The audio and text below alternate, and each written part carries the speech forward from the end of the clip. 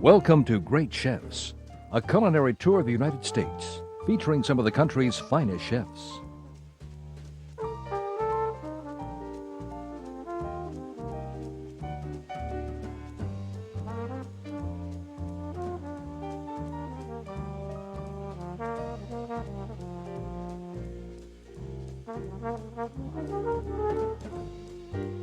Odessa Piper does an unusual first course from Wisconsin.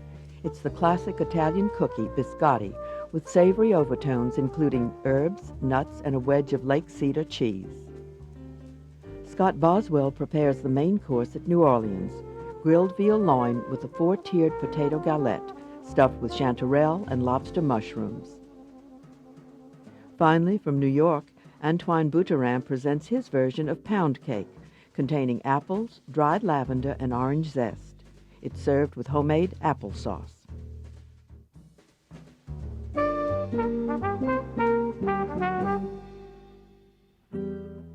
The appetizer takes us to Madison, Wisconsin, and Odessa Piper's classy L'Etoile. In French, that is star, which she is where media attention is concerned.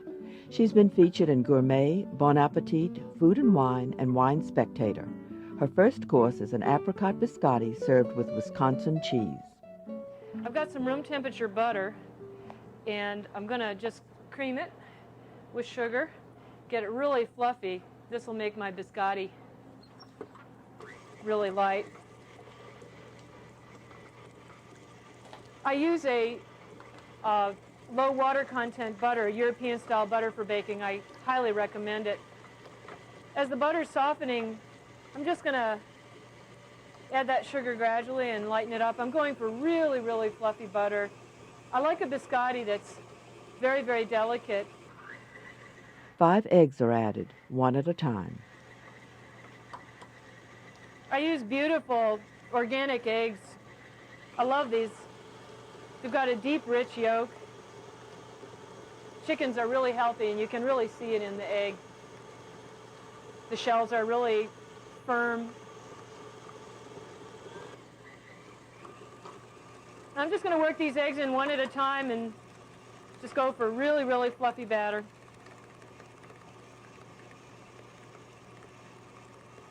I learned a long time ago never to break eggs directly into your mixing bowl. You never know when a bit of shell is going to get in there. After all the eggs are added, a 1/4 cup of vinegar goes in. When the eggs are mixed into the butter, I'm going to add a 1/4 cup of fruit vinegar. I recommend a nice fruity vinegar that will match the fruit level in the biscotti recipe. Fresh herbs, including the unusual hyssop with a slightly bitter minty flavor. If I use the leaves in their entirety, it's a bit too much. And this is the anise hyssop plant that I get the leaves from. I actually asked my farmers to bring it in before the plant has flowered and gotten quite this mature. You can also use the anise hyssop flowers and throw those into the biscotti batter as well, if you have a helper or the patience. Apricots, which were soaked in a Riesling wine the day before, are sliced into fairly large pieces. Other fruits that work really well are poached pears, or apples, dried reconstituted cherries, and cranberries. That combination is awesome. Another combination I love to do is dried blueberries with candied lavender. The apricot pieces are coated with flour before going into the biscotti batter. I like to lightly toast the anise seed. Brings out a great flavor. Also, a little bit of pre-toast on the nuts.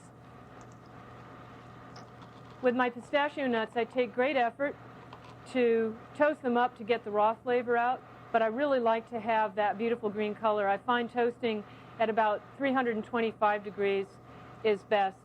You can get the raw flavor cooked out, but you can still keep your color. As regards leavening, I don't care for the taste of baking powder. I'm sensitive to it. I think a lot of people are. We don't like that aluminum flavor. So I also use a fair amount of baking soda. I'm actually going to add the flour pretty quickly and mix it till it's just incorporated. I've added twice, and you can see it's just barely incorporated. And now I'm going to add the balance.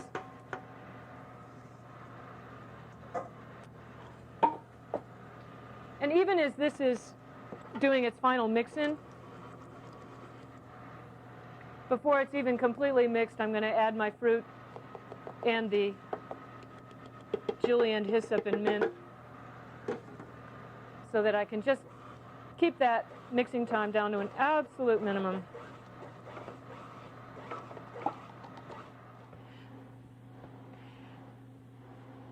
This dough is supposed to be kind of wet, moist, but in order to shape it, I'm using the flour on this surface to help me.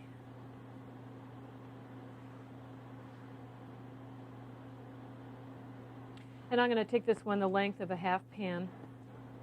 Bake at 350 for 25 minutes. We get this cheese from Mary Falk in Love Tree Farm up in northern Wisconsin. She calls this cheese Trade Lake Cedar because she ages it on cedar boughs. When it comes shipped to us, it actually arrives with all this straw. So we keep it that way and keep it just lightly wrapped while we're using it. I'm going to pair the cheese with the hyssop biscotti and some fresh apricots. I've got the glacé apricots in the biscotti. All right, we've taken the cheese and we've tempered it at room temperature for a couple hours just so that it's really coming up with all of its perfume and its sweetness and its nuance, which you can't really get if it's taken too cold from the refrigerator. And my particular preference with biscotti is actually not to toast it because I like all the flavors to come through and I really enjoy the moistness. So I'm just going to set that in and keep this one really simple. Some of the hyssop that we used in the biscotti, fresh hyssop, and then we'll just add these beautiful apricots from up in Door County, still kind of north, where a lot of stone fruits grow really well. I think we got ourselves a cheese plate.